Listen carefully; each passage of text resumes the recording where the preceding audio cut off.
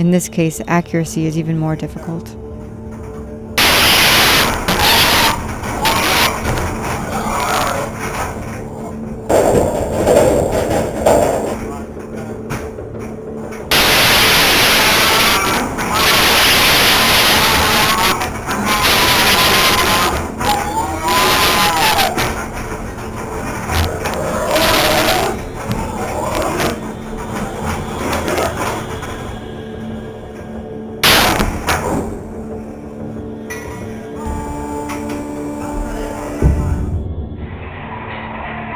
After they've been bled out, pigs are dropped into tanks of scalding water in order to soften their skin and remove bristles and hair.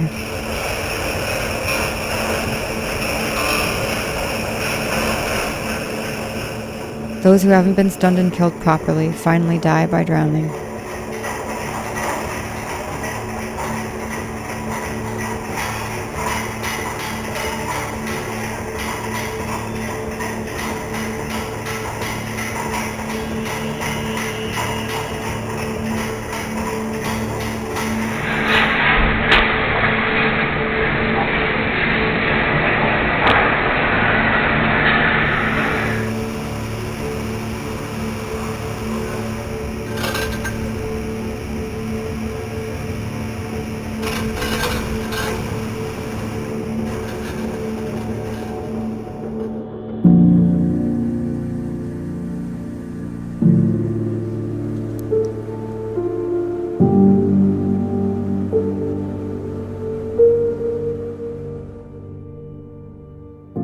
The waste products, the skins, bones, hoofs, guts, and fat, are trucked to the rendering plant to be turned into lard for use in food, soaps, lubricants, or biofuel, or into other products like gelatin.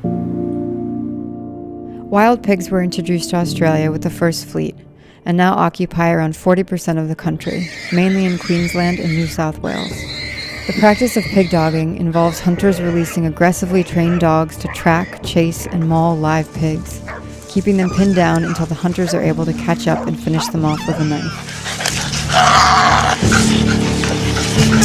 Get hold of him! Yeah! Woo! Get hold of him! Good boy! Get him! Stick that cunt! Yeah! Yeah! Woo! Yeah!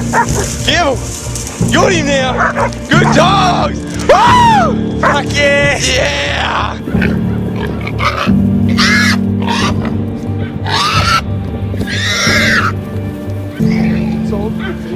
Well done.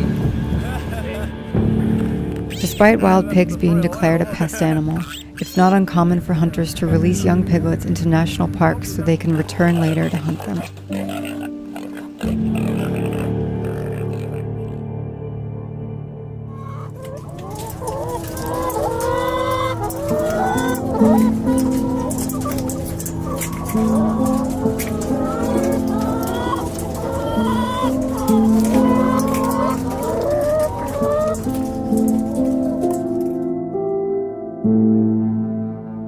For egg-laying hens, life begins at the hatchery. Eggs collected from the parent birds are stored, incubated, and hatched over 31 days.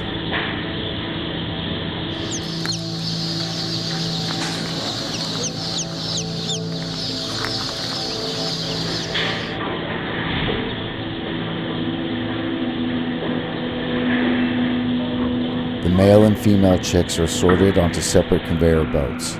Here at Australia's largest hatchery, they've been genetically modified to make the males a different color than the females, allowing for quick sorting.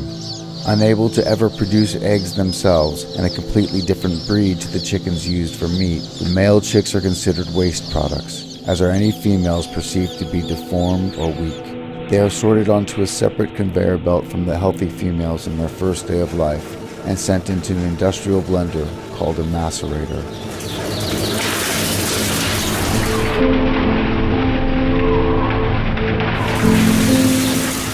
This practice is legal and referred to as humane by the RSPCA. Smaller hatcheries may use carbon dioxide gas or simply suffocate the chicks in plastic bags. All commercial egg farms, caged, barn-laid, free-range, organic, RSPCA approved, involve the killing of male chicks to a total of roughly 12 million per year in Australia.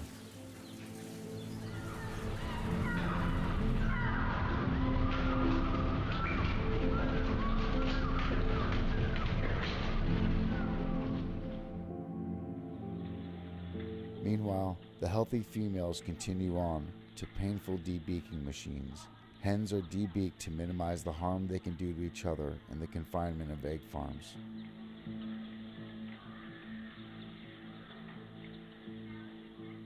The chicks are then stacked in trays and trucked to pullet rearing farms, where they'll remain for 4 months until they begin laying eggs. A small number of males will be spared the macerator in order to serve with a selection of hens as parent birds, laying and fertilizing the eggs for the hatchery. The other hens are sent out to egg farms across the country.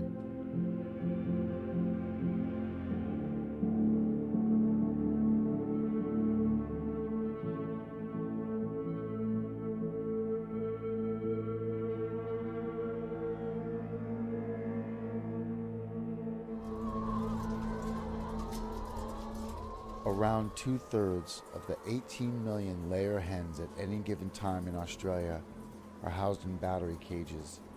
Each shed can contain up to 100,000 hens with between 4 and 20 per cage, each afforded a space smaller than an A4 sheet of paper. They are unable to stretch their wings or express any natural behaviors such as dust bathing, perching, or foraging.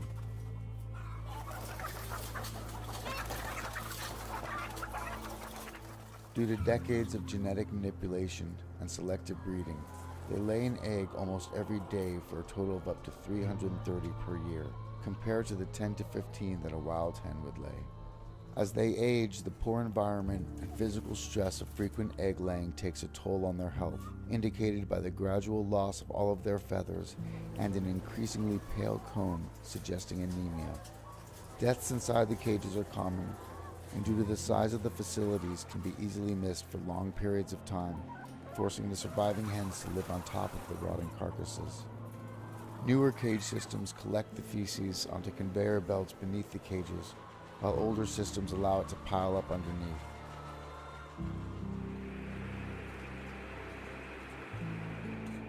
Birds who manage to escape the cages are left to die in these manure pits. At 18 months of age, after living in the cage for over a year, their egg production will have slowed significantly enough to be considered spent. They are depopulated, pulled from the cages and stuffed into crates, often resulting in bone fractures due to the rough handling. How often do their bones break? Every time I've grabbed one, they're broken. Yeah? Yeah, every single time. Stop your wings and I'll break your other leg. They are either gassed to death and then buried or rendered, or sent to the slaughterhouse and replaced by new 4-month-old hens. Up until 2016, there were no national standards on what can be claimed as free-range eggs. Now, free-range farms are capped at a maximum outdoor density of 10,000 hens per hectare, 1 per square meter, though they still spend most of their time packed together in large sheds.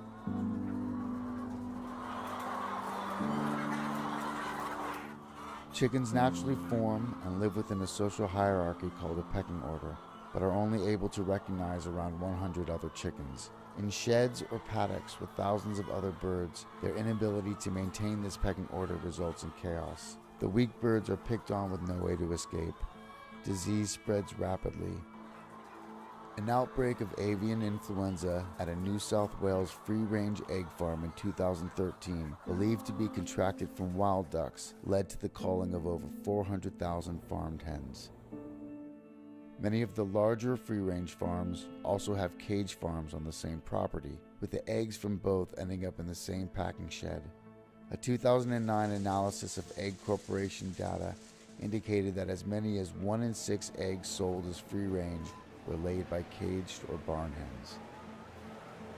As with caged farms, free-range hens are sent to slaughter from just 18 months of age, far short of their 10-year natural lifespan.